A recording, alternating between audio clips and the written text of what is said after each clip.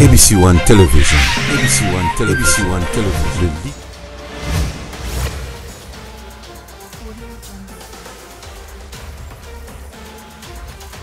ABC One, toujours au chevet d'actualité. Madame, Messieurs, bonjour, bonsoir. Cela dépend de l'ère à laquelle vous nous regardez à travers le monde. Bienvenue à ce nouveau numéro de votre émission Les Talks où nous prenons de grands sujets d'actualité. Nous le mettons sur la table et nous en débattons avec les invités. Mais Bandeko Balandi, merci beaucoup. Vous qui avez accepté de suivre cette chaîne ABC One, na confesse beaucoup Pesabiso tous les jours. Continuez à vous abonner massivement, likez ma vidéo Oyo, Tinderango partout. Et si Kabatonio, c'est pour que Nyoso basé à travers le monde, Balandaka, Maïma Koleka, Awa, na République démocratique du Congo, au Italie politique. Bandeko Balandi, merci beaucoup, mais avant de l'émission, on a l'élo. Tout ça juste moi pas si à chaque fois quand je parle de l'insécurité dans le cannabis, certaines personnes c'est comme si Naza est né, mais non, nous parlons que le pays va très mal, ça il faut le dire, et puis il y a l'insécurité partout, non seulement à l'Est, même à Kinshasa, et vous conviendrez avec moi que notre consoeur Sera Mayandou a été kidnappé. C'était vraiment le oyoto qu'on déplorait, botolier nyonso, bêtier. Au moment où je vous parle, à Zana hôpital, de Sera à Zana hôpital, les hommes non identifiés. On a première rue, on a bakangaki, bêtier, botolier, sac marambélé. Donc, mais Nzamba Tikaraba en a été, je crois que ça sera à un hôpital, mais Nzamba a aidé à se rétablir moi mon cœur. Donc, après émission, yo. Donc, rendre visite. Voilà, merci beaucoup. Donc, on dit vraiment, il faut botala makambo oyo parce que on risque de terminer, voilà. Alors, toujours dans l'actualité, ça fait couler beaucoup d'encre dans la salive au Italie makambo ya rama. Hier, on avait parlé du peuple d'abord, mais aujourd'hui, apparemment, c'est le contraire. C'est d'abord les poches d'abord, c'est un groupe d'abord. Et puis, nous allons parler de la prorogation autour de la 10e état de siège. Qu'est-ce qui se cache exactement? Est-ce que c'est vrai que pour terminer, état de siège où il fait continuer jusqu'à ce que le président Félix, non, ça va, ou bien il y a un flou là-dedans. On va essayer d'en parler tout au long de cette émission. Et puis, de relever Makambo, Oyo et Kotala. Makambo, il y a Bambongo, il y a Congrès, il y a Parti Ezali, il y a UDPS, on en parlera aussi. Nayango, j'ai un plaisir de recevoir Lelo, Nayambaka l'autre fois, dans l'émission Elandi. Je crois que moi, quelques temps, on a commencé l'émission, parce que vous voyez, moi, la réalité, Ezali, mais Tokolobango, on a édition Moussoussou. Naoko Yamba Ndeko Chocho, Oyoto Yambaka l'autre fois, on a bien accueilli, on a la caméra mbona. Mbote Ndeko Chocho. Mbote Ndeko Jimmy. Yo, zo seka. Bon, en fait, Nino Kokoloba, d'abord, il faut une émission. Il y a des qui ont makala, balanda suyo, lelo, tout ça na émission. Bien qu'il y ait un outil, on m'a rembébélé. Non, merci beaucoup. Nande au Kanisinga lelo, na kanisa que non pas si on botika la passe. Bilo bokena la pas si ça allait. Pas si on ezokoba. Na rotika ka jamais ko beta c'était les camolar na.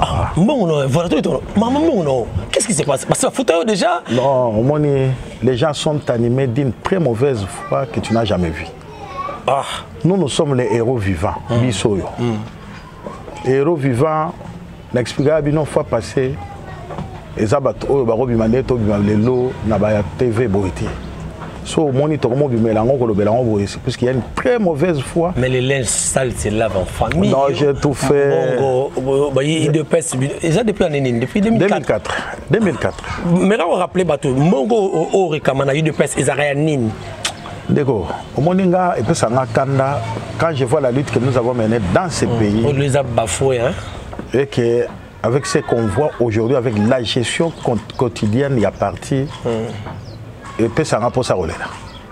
Je ne m'attendais pas un jour que l'UDPS peut être na condition tous en lelo. L'UDPS est au pouvoir quand même. C'est vrai, l'UDPS est au pouvoir, mais l'autre bomba biso na l'UDPS, je n'ai jamais mis ma langue dans la poche. Et l'autre bomba biso na l'UDPS, c'est le mandat spécial au chef de l'État Signaga. Et là, comme chef de l'État, il était le président du parti. Déco Félix. Déco Félix. Mandat spécial et l'UDPS KO. C'est ce mandat spécial qui a fait que nous ayons des riches dans les partis. Un nouveau riche. Un nouveau riche dans les partis. Surtout qu'il est oui, Bozui. Oui, surtout qu'il est Bozui. Biso msoto zara na balar na biso to cha balar na biso anje pour sauver les partis. Nga yaka kuna pour que mande quoi que ce soit la parti terre, na zara na ba possibilité là nga. Na chango anje menguma melanga tilelo. Mais tiens c'est que do mulumba place za so azo ka nga na zo le labo ebele ba zo abonner te. Jean-Marc Kaboun. Je dis bien, au moins Jean-Marc Kaboun, au moins muté Jean-Marc Kaboun, na ko tchaye na ba dossier oté. Azalaka ati. Bato ba Azo kamba bino. Azo kamba atanganga.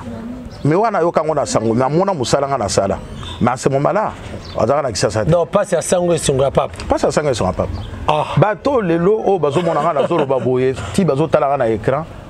Je crois que comme on le non, il paraît Tchocho est visité par l'autre cas, pêcher bala. Oui, tout le cas. Il y a pendant au liembon pour bête massa si quand j'étais dans l'opposition, PPRD Balukanga forme tout. N'allez à l'art, on allait à l'art. Quand les lois de personnes au pouvoir, là il y a l'opposition pour aller à l'art. C'est faux. Moi, je suis en train de réclamer mes droits dans le sens que ils ont bafoué tout ce que le peuple congolais attendait, même les combattants. Je suis parmi les combattants qui pleurent aujourd'hui. J'ai fait un grand travail depuis 2004, en commençant par le général Massamba. C'est nous, chez nous, tu sais, un certain général, on appelle toujours le général, le général Massamba.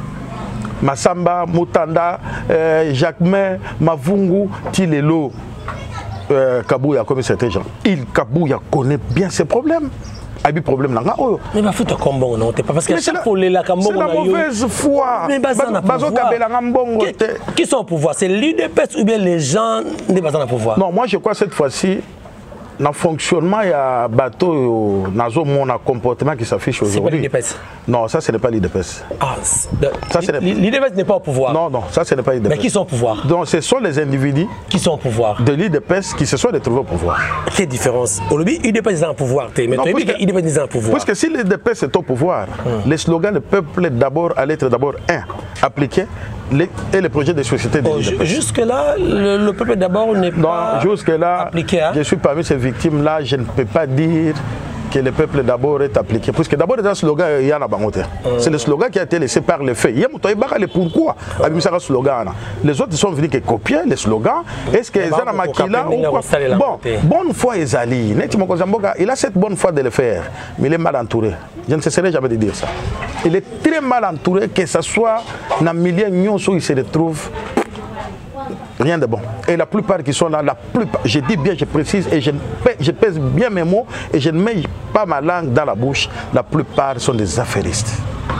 Baïko ça l'affaire, biso ba auto bundara dans le sens que non, l'objet parti s'est retrouvé, peuple là s'est retrouvé, puisque moi, je fais partie de ce peuple-là, non?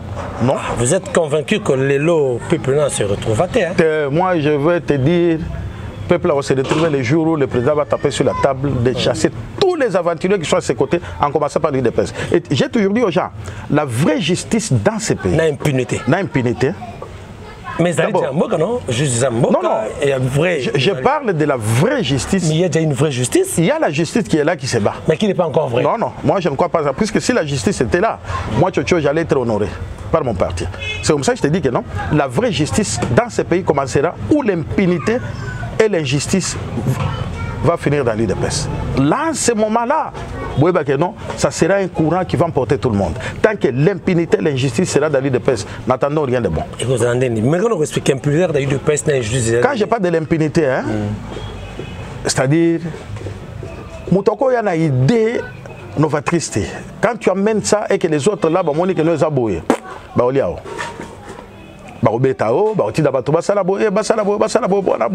parce que c'est quoi avoir tout. Ils sont tous dans la tête, leurs têtes sont plongées dans Mbongo, chercher l'argent. Même dans Makila, ils sont prêts. Et je crains fort que Maquiller c'est côté de PES, parce qu'il y a Boma. Je crains fort quand je vois tous ces gens-là. Moi, jalousie n'est côté. Non, jalousie on a ici, mais mi batu na sens que non, bako bomana, c'est comme ça. Bako oui la nini. Non, ils sont au pouvoir, ils ont. C'est vrai, c'est vrai. Encore ça. C'est vrai, le président Seba, il ne peut pas être au four et au moulin. Il doit avoir de bons collaborateurs. Et parmi les plus mauvais collaborateurs que les gens croyaient être bons, ils étaient bons pour l'opposition. Et non pour la gestion. Dans ce qu'il avait dit, à copier qui langage et prédécesseur de Kabila, lui aussi n'a pas de gens autour de lui. Kabila a 15 personnes. C'est la photocopie. Je ne crois pas que le président place à Zorata la Pongi. En commençant par son propre parti. En commençant par son propre parti, c'est ce qui se passe là-bas, mon cher. Moi, je te dis, mais c'est terrible. C'est terrible. Les deux individus là, ce sont Bandora Baoutakuna, Baoutamboka, Bayabologa, Baoutamboka, Bayaba, surtout avec ça. Bon, Bassalo Balinga. Bakuta Bissol avec ça, Totika Bangote. Totika Bangote m'a fait la nanga. J'irai avec ça jusqu'au bout, il n'y a personne qui peut m'intimider. Mais jusque là, où en sommes-nous? Il n'y a personne. Il n'y a personne, sauf les intimidations. J'ai dit, vous pouvez m'intimider. Bataille de pèse. Non. La présidence. Non, la présidence, il n'y a personne qui peut m'intimider là-bas. Ce sont les gens. Parce que si vous attaquez à l'UDPS directement, vous attaquez. Moi, je ne m'attaque pas à Félix. Je ne m'attaque pas à Félix. Non, le président Félix ne gère pas les partis au quotidien. Tous les problèmes où ils ont la carte à l'UDPS, carnet à la raté pour résoudre ce problème-là. Mais moi, j'ai soulevé ce problème la fois passée. S'il y a un parti que l'administration ne tourne pas, c'est l'UDPS. Commandez Olingi, ils vont prendre ça, ils vont chier avec, ils jettent et c'est fini. Là-bas, ils ont les biceps de console. Tout ce que le biceps, c'est au bunda fort. Les comme il y a force du progrès, bêta solo. Mais papa, j'ai été visité plusieurs fois par les gens de force du progrès. Et Bélé Bazara va comme Bambila. Oui, et Bélé va comme Chikata. Tina Solo Banamisho au place Bazar. Non, ça c'est un combattant. Je n'ai jamais cédé. Ceux qui ont cédé, j'allais être les lâches-bottes. Yabatubi Balerana. Kaboun Nakabouya. Oh. Oui. Je cite bien le nom Kaboun Nakabouya. Je ne serai jamais lâche-bot Bango. Tant que mon argent n'est pas donné, Bappé Sambon, Bappé Saté dans lâche-bot Bango, puisque ça c'est mon droit. Je suis en train de réclamer mon droit. Et je ne céderai jamais à qui que ce soit. Ça c'est mon droit, qu'ils viennent à la position, il faut me trouver sur leur chemin. Je ne cesserai jamais de les répéter, qu'ils me donnent mon argent. Ceux qui sont en train de voler aujourd'hui. Le parti te doit combien? Le parti, je parle de 2003-2004. C'était entre 38 et 40 000 $. Là, en ce moment-là, une parcelle de... Oui, une parcelle à Bandal, à coin. À l'époque, à l'époque, il y a 2003-2004, c'était 30 000 $. 30 000 balles. Mais aujourd'hui, le pango à coin, Bandal, comment à combien? Mais tu verras, ce sont des gens qui n'ont pas de bonne foi. Ça c'est mon droit, j'ai fait un travail. Tout le monde dit de pèse à la salle. Mais chaque fois que vous vous lamentez à travers les émissions, est-ce que résultat moko et résultat exact.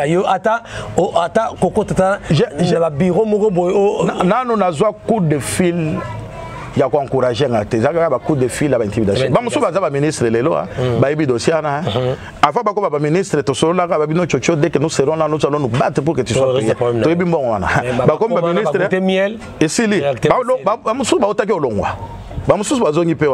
Il n'y a personne qui peut m'appeler. D'abord, on a préféré vivre la possibilité de vivre. Mais je ne serai jamais lâche-bot puisque la roi n'a pas la salle les partis n'a rien de venir. Le dialogue entre Congolais. Aider les partis vous sera reconnaissant. Oui, les partis vous sera reconnaissant. Aider les partis vont commencer à vous payer. Et ce langage est sorti de la bouche de qui? En commençant par Massamba, il est en vie, puisque c'est lui qui était le secrétaire général. À l'époque. Et Kapika, qui était le ministre de l'économie, était le chargé des finances. Il y a eu des pèses. Et moi, la bonne Macob, qui est le conseiller, il y a Fachi. Il est conseiller à Fachi actuel. J'ai désiré moi la bonne Macob à ta côté finance. Il y a Fachi la présidence. Il y a dossier, il y a Chocho. tu es fils maison, le parti n'a rien, aide le parti, le contrat est là. Oui, le contrat est là. 60 jours après livraison, nous allons te payer. Tu récompenses en nature ou bien en espèce? Non, on était dans l'opposition. Non, pouvoir. L'art, parce que quand tu lis le contrat dit ceci. 60 jours après livraison. Vous avez un contrat? J'ai ça. J'ai ça. Et bima, tout n'a pas monsieur Belé, parce que n'a pas ça là. Publicité à chaîne Songoloté. Et le cas à l'accès Bangonioso, le contrat dit ceci. 60 jours après livraison, tu dois être payé. Ok. Mais 60 jours, 2 mois après. Oui, 60 jours de coca. Mais tous ces gens-là, comment on manga, on a changé combien de CG? Kabouya Oyo, Augustin. Nana Robara, Moninga Soga Zui Sepela. So Moninga na Tabango, c'est plus que là, on a bakuna mutumo na l'arte. Na bango nanga bakunda bisoto lati veste cravate mena makolo chaussette. O bakunda na sapato azate. Hein? Bape sa ngamo. Je t'appelle na liboko. Naga pembe. Bape sa ngala nanga qui se croit pas être éternel. Non, chaque jour tozo vivre. Mais Baké Banavi, Baké Banavenir lobby, parce que le pouvoir un jour ici là, mandat tu as bien Zanzambé, ou y a un jour et aussi la trousse les trouver la balabala. Le monde évolue comme le sous forme globe terrestre, aux alicolo, le bureau kita, au bazar la seba bâti, qui fasse attention. Moi, qu'il me donne mon argent, un point barre, je n'ai pas besoin de quoi que ce soit. S'ils vont savoir que non, ou bien réfléchir un jour que notre choix a étudié, il a droit à un poste. Bah, il y a bonne capacité là. Très bien. Voilà. Voilà, mesdames, messieurs, merci. Nous continuons. Nous le lot, ils ont fait couler beaucoup d'encre et salive. Ils ont makamotali registre des appareils mobiles auto kobenga ram komi o mamoro roto akoloba yango ye ramango tomo na yata boye to beta yepo ça crée une confusion pas bateau bon comment la situation à un moment confusion comme ça là qui bassa aucun idéologie le peuple d'abord ou bien les poches d'abord auto comme on appelle des ressources et kabunda koloba ke et qui bassa te président sende accusation wana comment on a des confusions alliées au moins il y a ces gens-là qui sont bons pour l'opposition, mais qui ne sont pas bons pour le pouvoir. Balanga Joana, dans un État organisé. Dans un bon pour l'opposition. Oui, dans un État organisé, ce langage-là, si c'est vrai, peut-être dans le bien. Ce qui est outil chez eux, c'est quelqu'un qu'il faut mettre en quarantaine à de Moussika. Ou bien il sait ce qu'il fait parce qu'il a déjà créé son parti, ou bien il sait ce qu'il fait. Kaboul a créé son parti. Oui. Décision finale. Au moins on a sorti dans notre bazar avec Sangani Touro. Oh, DF, on a oui, décision finale. Oh, ils ont parti à un parti parallèle. Un parti parallèle, mais lui président a eu des pèses, mais à Zapé la idée n'est ce qu'on a. Non, pour tout l'Angleterre. Et là on a bêté là on m'a vungwa. Tu sais, jour ma vungu à Longwaka comme secrétaire général, l'air nommé Jamal Kabound. Ma vungu avait déjà un parti politique dans sa poche. Fouite Bima. Je me demande aujourd'hui, Bobetara m'a foutu poignée. Parce qu'il avait déjà une partie dans la poche. Et Bima qui n'a noté. Mais Oyo, parce qu'il y a un dans un bon. Abetamité pourquoi? Il n'est pas chassé des dépêches pourquoi? Un président a eu d'un grand parti comme l'IDPS. Mais non, il parti partenaire, il y a l'IDPS. C'est un parti ou bien n'est pas un parti. Même si il y a un partenaire à l'IDPS. Aux président côté aux appels d'abord non t'as la botte qui va aventure quoi botte qui va aventure toi nana nia hein toi vendre nia sur ce point là mais comprendre les vrais opposants demain du président Félix et Jean-Marc Kabou demain quand on a eu son ça a été bah tu as l'arti après bah ton mandou qui contre. Tu verras. Comment un président a eu d'un grand parti comme l'UDPS comme ça, aux appels à truc, tu pars, l'autorité morale, l'autorité morale d'un parti parallèle. Mais moi, je ne comprends pas. Les forces du progrès, quand on parlait des forces du progrès dans les temps, et c'est qui structure parallèle à l'UDPS, c'était dans l'UDPS. C'était dans l'UDPS. Mais les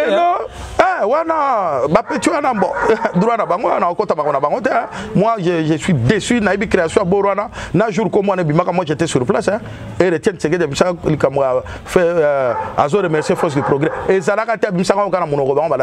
c'était les jours où les combattants ont décidé que non il faut que la MONUSCO période avec Monique balongwana Kinshasa bakende na bango soit bakena est ou bien il faut se vider na RDC mon boulot bimaka na 14e minute bakena obunda bakena tumba biloko ya Monique période na kuna c'est comme ça elle ba combattre bailler pour mettre fin Etienne Tshisekedi abengé bango à lobby félicitations, merci beaucoup aux forces du progrès. Parce que je ne peux pas dire que non, l'UDPS. Aux forces du progrès pour la Moussalo Bossali, mais Boye Baké, c'était le jour où Comboné Bimara. Oui, moi j'étais là. Ce n'est pas quelqu'un qui a de gauche à droite. Non, moi j'ai créé, ça devient ça. Et Borane Bimika, pas. J'ai rebellé Bazana, oh, Bachika, oh, Bachika Talelo, bien. De quoi je parle, hein? Lobby, quand Moussou Abamouba qui va récupérer Borana, comment utiliser tous ceux-là qui ont contre Mouba il faut les tabasser. Nous, on a été victime de tout ça. On a été victime de tout ça. Mais ce qui se passe aujourd'hui, ça, ce n'est plus de presse que nous avons connu. Ça, ce n'est plus de presse. Cette histoire de Ram aux opposés à la question, mon cher, je suis congolais. Hein? Est-ce que ça vous dérange en quoi, Ramon? Les autres dérangent ma casse, moi, à 50 quelque part. Moi-même, un ami, ailleurs à Salingado à crédit, j'avais 4000 unités dans mon téléphone. On m'a pris les 4000 unités dans l'espace il y a 3 jours. J'ai appelé Orange plusieurs fois, mais qu'est-ce qui se passe avec mes crédits? Non? Rama benda tout Nasuka azoti na un message que non veuillez recharger votre compte ngana finga bango bon tout dans la TV hein tout dans la place mo balanga je suis dans bimisate hein mais je suis très désolé cette histoire nous tendons déjà vers les élections. Je demande au chef de l'État créée par vous. Quelle histoire des rames? Mais oui, non, ce n'est pas créé par nous. Cette histoire, c'est Mozito qui avait laissé ça. Mozito a bien dit dans le meeting, dans le lobby. Attendez. Dans le meeting, il y a un Tolanda qui on était là. Mozito n'a pas dit, mais lui n'avait pas accepté ça, a notifié en côté. Non! Non, n'a pas ça qui va toi une idée. C'est lui. La campagne et mais cette histoire de Ram, moi je suis contre et je m'oppose à ça. Kibasa, qui est le ministre actuel, je ne sais pas. Mais attaque aux Zaki Mozito. Bon, le peuple d'abord, ce que Zaki m'a bien, il faut pas africain. Au moins, non, Zaki n'a sens bien, mais soit tu vas bango. Parce que moi je te pose la question. On n'identifie pas la SIM, il faut identifier l'appareil. Attends, il y a 5 SIM d'appareil, c'est l'appareil qui va payer, ce n'est pas ma SIM. Est-ce qu'on fout un réseau? Nous avons fout un sous appareil, nous avons fout un réseau. C'est là où il y a le problème. Non, monsieur Chocho, par mois tu payes $1. Na 50 ou 20 aucun dollar, que cette histoire, quelqu'un qui a 4000 unités, qui a comme ça, non. Là, vous confirmez que c'est une escroquerie de l'État. Non, ça, je le dis, je ne mets pas ma langue dans la poche puisque je suis de l'île de presse. Non, ça, c'est une histoire que moi, je ne peux pas soutenir. C'est une escroquerie. On nous a escroqué quelque part. De l'État. Ah ouais, je parle du ministre. Et l'État a escroqué le peuple. Ndeko Jimmy. Au moins, tu vois le ministre actuel, le ministre, il y a TNT. Kibasa. S'il y a déjà un populaire dans le Congo, c'est lui. Il a postulé plus de 2 fois ou 3 fois pour être candidat député. Allié du PPRD. Jamais voté. Oui, allié du PPRD, le parti était avec le PPRD. Bambou l'agnon, ce parti. Non, jamais. Et vous prenez un type comme ça qui est impopulaire. Il va mener son impopularité auprès du Fachi. Demain, cette histoire va créer des problèmes. Je demande au chef de l'État, il y a conseil des ministres demain. Sinon, ça va vous bloquer, ça va créer des remous terribles. Oui, parce que normalement, il devait s'expliquer à Sengi que débattons dans le Conseil de sécurité. Conseil de ministres. Dans le Conseil de sécurité, et au Conseil des ministres, au Bakosala, déjà lobby et vendredi. Mais il a posé problème. Il y a qui quoi FCC une motion de censure pour Nandeko Kibasa. Au Komona Makamboyo. Tala, Ndego Jimmy. Oui, mais les gens du PPRD, quand vous me citez ces noms-là, les années Tibilo, non, c'est là, Bango, Tuna Bakamere, Bango, Asungi, Tuna Batoyi de personnes à Moussoussou, Bagoye Bissau. Dès le départ, quand j'ai vu Kamere, Namoni, PPRD, Naboya Kayango, il y a des gens au Bataxanga de tout, sauf rien. Les gens du PPRD ont raté l'occasion de cette terre. Tu sais le pourquoi? Bango, Bakocha Moussapita Makambote. Bango a payé la saleté. Rebondissement là, Bango a dossier. Mais oui. Dossier Rab. Oui, ça c'est ça. Et ça œuvre là, Bango. Hein? Combien de fois les gens de l'opposition sont sortis de la salle? Batikali va voter. On peut pas bimer. Elle est quitte.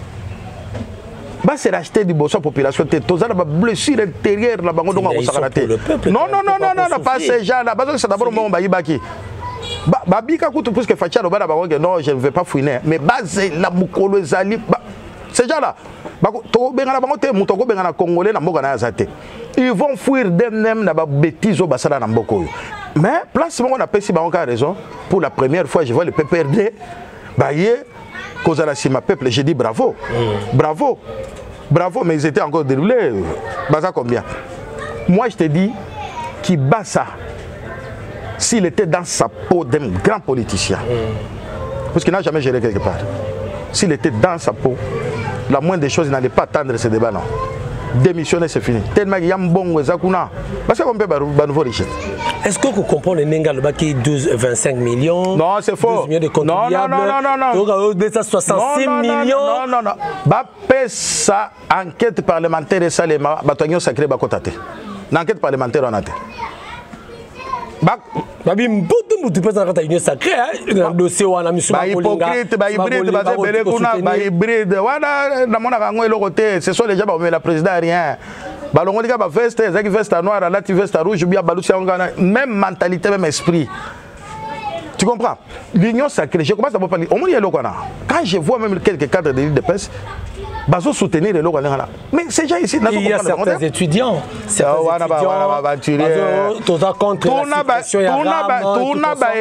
Instrumentalisé alors. Tout n'a étudiant bazo soutenir moi on a posé la question vers voir futur antérieur sur ça. Waouh. C'est pour les miettes. C'est pour les miettes, on va pas savoir miettes passe là-bas va parler. Mais là muto banana ndeni. On n'est pas vendu au bazo salana. Cette histoire, je demande au chef de l'État. Demain il y a conseil des ministres. Nous voulons la paix sociale et vous demandez la suppression. Il y a des candidats aux élections 2023. Arrosoir. Oh. Moi je l'ai béni. Il y a des forces là. Yoka arrosoir. Mais l'on a arrosoir. L'on a borwana.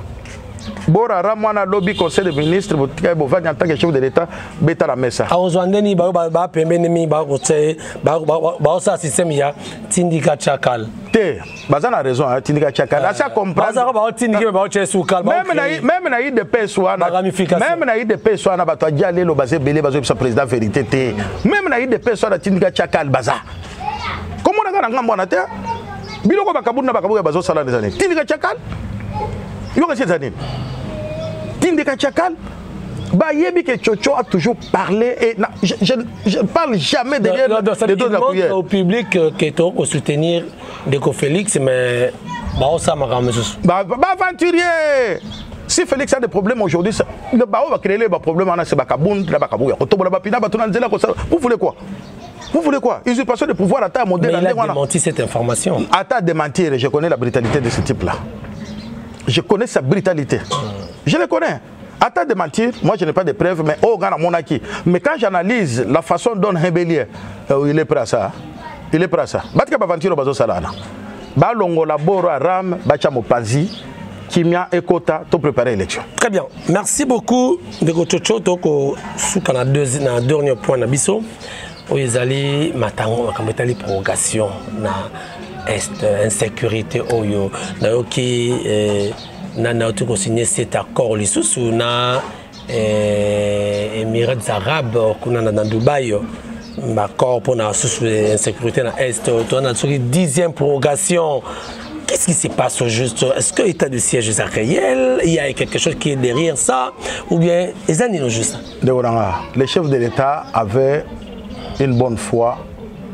Il y a aussi l'état de siège. Mais quoi qu'on attend aux 8 et mission dans la salle, les bossos, les sabats, non, Borane Simbate. Puisque le Congo, dans le cas au moins, il y a des tueries tout le jour. Ils sont à l'école, ils ont préparé pour le monde aux lobby. C'est comme ça qu'on traitait des tiens qui dit Ndoki, visionnaire, abanon mono aux lobby. Moi j'avais prédit ça. Pourquoi? Puisque les vrais tireurs de ficelles. Bara Kinshasa, ba mo panzi na ye. Bazana FCC, bazana Union Sacrée. Mais il dépeste. IDPS touti na opposition quand touti le lobo manduki mo so manduki ko créer borgo na yota baza na FCC bakimi ba yekoto pour se protéger ba pesa sous information zo ta koto ke ba lobi kuna ba ko sala bino ba si ba ye belé baza koto bato ya yambi wana bango ndi bazoli ya yebna comme un dictateur il faut fusiller les gens. Tu vois parmi les généraux qui sont là, et belé ba sali ba aventure trop et bazo continuer à faire l'aventure. Les jours où il y aura l'armée bazo makamate ba sambi so ba chokuna lobi kuna boke bobuki prison ba kimité ba kangyo boye peine de mort ba wana dans l'armée. Au moins la guerre on négocier. Droit de l'homme peut aller. Non, droit de l'homme après ba ko ça na bango lo côté ba se fusiller monter au sani. Ba yebisio que non na lobi na ira quoi na partout au salaire. Bosilani hein. Mais au moins peine de mort il faut zonger na kati armée. Ceux qui peine de mort ils ont na kati armée. Mon frère, une semaine c'est trop. Bakangyo na infraction tel bocha yawa. Ndika moko sambeza te ba pre botanda yona. To yo soko zaki général basila na kuna ngawa so baka bora na ovide. C'est une bonne affaire. Oh bazo sala là. Et mon côté zo pe là sous zo maxer la bango. Pour passer la aventure na bango. Mais ba contribuer, cela montre que le conflit n'a pas été bien préparé. Non non non non, il y a préparation wana na ko boya. Félix a été préparé sur le plan diplomatique et comme politicien ça date de longtemps. Na poste azalaka comme secrétaire national chargé de fédération de l'extérieur. Talana bamboke belé. Mingi mingi obalekaka comme président de la République. Les amis mingi soit aux acquis d'intérieur. La gestion des restes publics. Non non non non non, soit non, ça c'est vrai, il a été préparé pour ça. Sur le plan diplomatique et conso Félix Ayebi, tout ce qui se passe là-bas, il a été préparé pour gérer ce pays. Mais comment ba déverser ces belé ba à côté a eu pouvoir na maboko ya soda. Soda mina partout, soda. Lui, c'est un civil qui vient d'entrer. Vous voulez qu'il fasse quoi? C'est un civil qui est entouré que des militaires, des escrocs, des politiciens militaires, des escrocs. Il faut le mettre en difficulté. Si Kabila ici était un civil, alors on voit qu'il a pouvoir comme civil. C'est un civil encerclé par les militaires. Vous voulez qu'il fasse quoi? Méthodiquement, on y va. C'est un garçon sage. Il se bat comme il se bat. Mais Azon qui peine de mort dans l'armée. Au moins, mais peine de mort, on a pas Simba. Oh, malgré tout ça, mais. Puisque moi aussi j'ai une famille, je souffre. Dans le ministère, mon côté, engagé quelque part, je souffre. On peut dire qu'aujourd'hui, l'UDP s'est foutu en monnaie de singe. Foutu en monnaie de singe, puisque Nena Zaboué. Ah, toi na TV, au comme on a tout ça, Zoïga Baluga la Sima, Guna donc Katika Forme, Balisi Bango Tassima, Koloka Bango Susu. On a l'art Nangana Kotika Bangoti. Nyon so bako sala, ti un jour bako zongelanga. Affaire à l'art Nangana Kotika Bango jamais de Kojimi. L'art on est à Mutoki Nanga, pas si j'ai souffert pour avoir cet argent. Bah, ils peuvent pas me bouffer cet argent facilement boité et aussi battre, mais mon soutien pour l'IDPS. Ça c'est un parti que je ne peux pas trahir. Les chefs de l'État ont mon soutien. Mais le reste est là. Même peine de mort, il faut qu'on ait l'IDPS. Peine de mort? Oui, ils sont là-bas, nombreux. Oh. Il faut les fusiller, publiquement. Kabouyana Kabound. Général. Oui. Baboumi parti à Koboma. Est-ce qu'on pesait que on est général? Quel général de quelle armée? Il est secrétaire général. Il est secrétaire général AI. Il a été voté par qui? Oui, il a été voté par qui? Nous attendons le congrès. Hein. J'ai aimé que les chefs de l'État parlaient du congrès. Tu as pression pour le congrès. Congrès, c'est pour quand? Monsieur le président de la République, que personne ne vous trompe. Ce ne sont pas ces deux gens-là, les deux cas là, va organiser le congrès. Puisque, bien que non, le congrès va ils vont miner le congrès. Le congrès à bientôt. Il faut d'abord, quand il y a mandat spécial, qu'on nomme la CDP, la CPLA pour organiser le congrès. Oui, Jacques Mazagara. Oui, je na soutenir trop, mais trop. Je dois avoir un programme. Ou bien na zo marché na sala bobona bena te akimanga. Mais grand combattant. Non, ils savent que neni bakuta na marque na bango nga kota polémique wana te, ce sont des politiciens. Beaucoup za na moi bakuta na te na butu bakuta na za na ba preuve te mais Jacquemain wana po ndongo mona ka c'est comme bakuta na te ba yo kana te. Bon na yebika que non. Mon cher, yo suis poste AI. Okutinga na zaki na poste yo. Yo ngolo ngolanga na na ondima. Ils ont trouvé Jacquemain. Na poste azaki nango bango baye ba créer parallèle nango non et si batte c'est là où que tu vois la guerre mututo alinga poste mututo alinga pouvoir so biso ba chocho nous parlons c'est pour l'UDPS mais ko kufa eza pour la deux personnes ba tubi bale wana ba changa CG ba mona ba changa CG makambo ekolo eza souté ba changa CG bili kambale wana secrétaire général ya MLC ba za même ekolo na président na bili na UNC na UNC ba za même ekolo wana ba lobi teke non le tribalisme quoi ba za même ekolo Bukavu boye ti na village ba kisenika na avenue na village bachanga CG biloka de Rosila ba joyo basi ba combien na souka ce sont les gens qui ont déjà touché au sein même des combattants et ils sont maudits. Mais s'il reste là ça risque quand même il y a compliqué Ndeko Félix en 2023 hein. Ba jomi balana soki ba kozala wana l'UDPS n'aura même pas 20 députés. L'UDPS n'aura même pas 20 députés. C'est vrai. Moi, je te l'ai dit. Ils sont déjà limités. Comme on a Oya Bango, il y a Rosala Lobby. On travaille pour leurs intérêts. Ils sont sous-intérêts l'UDPS. On a voté. Comme on a lobby, on a peine à Zalaboye. Malgré Obago Bimisa. Lobby peine comme candidat président. L'Okuta, pour leur propre intérêt. Mais Dieu, ça fait peur aussi. Hein? Ça fait peur aux petits esprits. Ça fait peur aux petits esprits. Oh, bah, il y a Bangote. Bien. Ça fait peur aux petits esprits, pas aux gens comme nous ici. Pas aux gens comme nous ici. Très bien. Alors, on va ajouter un petit mot par rapport à la confession religieuse. On appelle les sous bien que dans sommaire, plutôt que chuter n'engo. Marambo il comme ce problème. Kadima ou rien, si confession religieuse. Parce que logé dans hôtel du fleuve. D'accord. On a au côté bureau côté. Mais pas respect na bango na olobelo mo mais dans olobelo avec méchant ko sakarate oui beta biloko méchant on a c'est-à-dire quoi guerre aux homona entre SCC église catholique contre le reste et ça peut faire à l'art. Oh oui non alors noir sur blanc oui ndeko Cholé oui bande ko na biso mi balé wana ya église catholique na église protestante bah correct. Tu peux t'imaginer? Non, d'abord je vais te prouver. Et donc les bossons place dans zone non pas correct. Nous avons combien de tribus dans Mboko? Ba tribu bezé belé? On est belé. Mais comment yo en Bongo candidat no yo naye Équateur? Puisque tu es de l'Équateur. Aucun ba protestant candidat yo nango puisque tu es de l'Équateur. Oyo na candidat Équateur. Non, c'est sérieux. Bango balobi bazana problème na kadimate c'est pas problème ya tributé yoka ambongo non likambo éthique ezate ndenge ba yokana ki malumalo avec l'éthique batelemela malumalo baboya malumalo avec l'éthique bino bakomi ko sala comme je nazo tuna malumalo avec l'éthique nini puisqu'il venait de l'église catholique malumalo avec l'éthique nini to telemela wa éthique église catholique telemaka te butembo balobi non te yo ya biso yo wana eleka. Et les gars, moi je veux la compétence. Si quelqu'un est compétent, et les gars, mais s'il n'est pas s'il est compétent à l'écart, les relations avec ce le côté. Ngoy Murunda, papa les Kabilat. Parce que vous dites que non Kabila est Katangé, non? Papa les Kabilat. Basagini. Attends le gars, a publié les résultats. Ngoy Murunda. Papa les qui naïe. En faveur rien. Papa les qui naïe. En faveur rien. Ah, Baloukape, hein? Moi, je soutiens la Kadimate, que les meilleurs emportent. Mais l'église catholique doit faire attention. J'ai compris que dans les deux églises là, la Bible, la Constitution. Ou pas pour la Constitution, la Bible. Mais l'église catholique en Colobande, si vous accompagnez Bino, vous accrochez qui n'a pas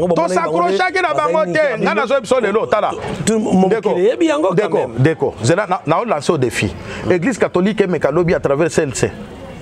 Ba meka lobby que non lobby marche à CNC pour na boso bato za combien biso yoka mais lobby wana bazala ki pour bino bomona ki bango bazala ki na véracité ya makambo papa la politique est c'est un problème d'intérêt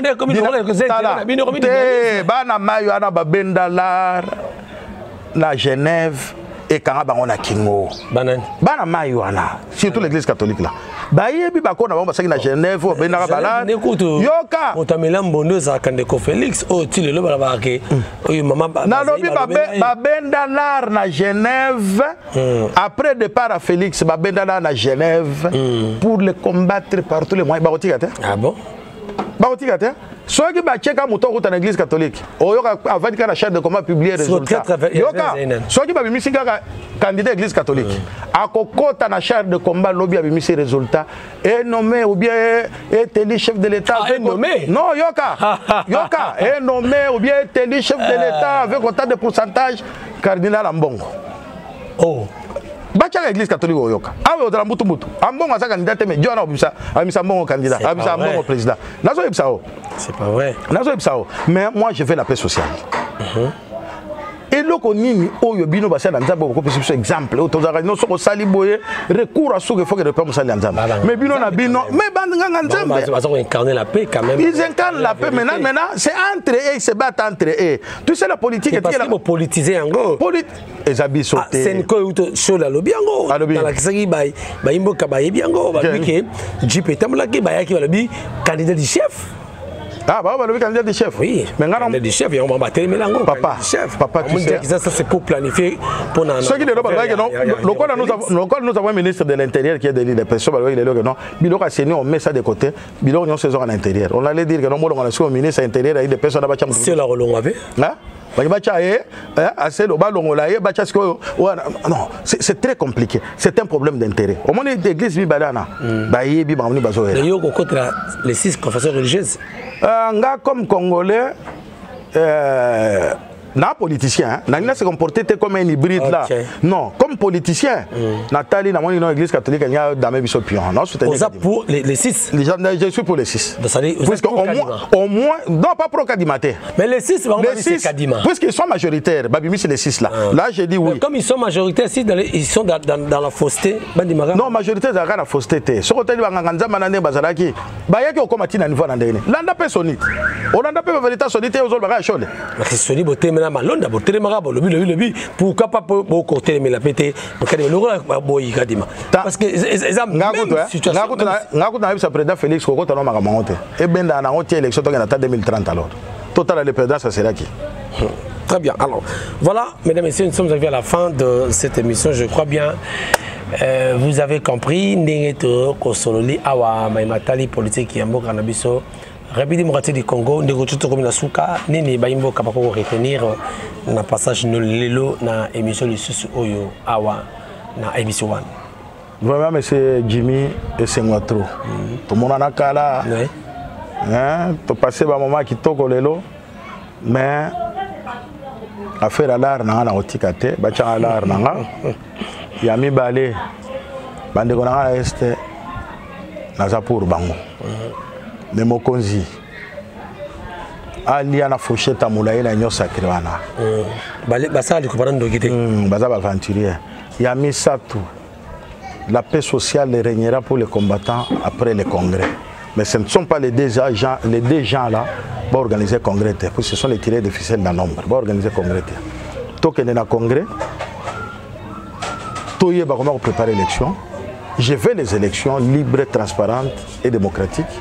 Mon soutien est au chef de l'État, mais Ayebake, que ce soit là où il est, la présidence, le gouvernement, le parlement, même dans l'IDPS, plein de traîtres, c'est la vérité. Plein de traîtres puisque Balokota, ils vivent de ça. Ils vivent de ça, ce sont des petits flatteurs. Toi, Banit, toi, Banat, total à la robote, toi, Banit, Menga Mokonzi. Tala faire l'art dans bien dans aussitôt côté basolote mais yebsa bayara ba pesa l'art dans bon 2004 tile lo ça fait ata bo pesinga 100 000 na tena poche ezala na binote ezala dans ça la ki boulot bénédiction on a bo voilà chango paye pas ngati bo tanga l'art na otika bino kimia tant que ça monsieur Jimmy jour ba tanga l'art na obenga nde wona nga ba pesinga l'art ata la pesa rien mais na informer ezala l'art na. Très bien, merci. Gare aux nouveaux riches, car 2023, vous serez sanctionnés. Mesdames, Messieurs, nous sommes arrivés à la fin de cette émission. Le plaisir a été pour moi de recevoir Tchotcho, analyste politique, ancien de l'UDPS. Non. IDPS. De l'UDPS. Ingénieur Tchotcho pour baïba. Ingénieur Tchotcho. Je suis ingénieur. Voilà. Naza ingénieur A0 en génie mécanique, orientation mécanique appliquée. Très bien. Très bien. Merci. Merci, comme je disais, que Mitoune Zakianga, Miano Ezali, il y a ingénieur Chocho, Oyo Apesibiso, Makanis Naye, mais bon, on est né bafuta, hein, Bandekoyi de Pes, Mongo ya Ndeko Nabino Obobundi, Bo PC au Sala Malamo Mingi, parce que Azana ba prof Naye, Oyo Ye, à Salaka, Balobaka. Alors merci beaucoup à la grande équipe qui m'a tenu compagnie. Merci à Dano, merci à Falima Toko, merci aussi à notre consoeur, que Dieu la protège, aussi Kazali Sera Mayandou, qui a attaqué, kidnappé, après 2 heures, 3 heures du temps. Donc c'est une femme mariée, vraiment Nzambe Azalanaye. Je crois après Awato qui nous retale la Sera, autorisation de l'image Nzamba Sungaye. Merci Namboka qui la paix règne au Congo. Nous n'avons qu'un seul pays qui est le Congo. Nous devons aimer ce pays. Il faut aimer les Congolais pour aimer le Congo. Il y a des gens là, il y a des ceux qui aiment les Congos pour leur intérêt. Il y a Bango, mais il n'aime pas les Congolais. Parce que quelqu'un qui aime les Congolais, alors, Congolais, c'est que vous allez vigilant, le pays nous appartient tous. Alors, ceux qui nous ont besoin de prochain. Maintenant, émission déjà, vous ne serez jamais dessus. Chaque jour, attaquez tous awana pour Nabino. Mais tout fin raté, tout sera toujours objectif. Ciao.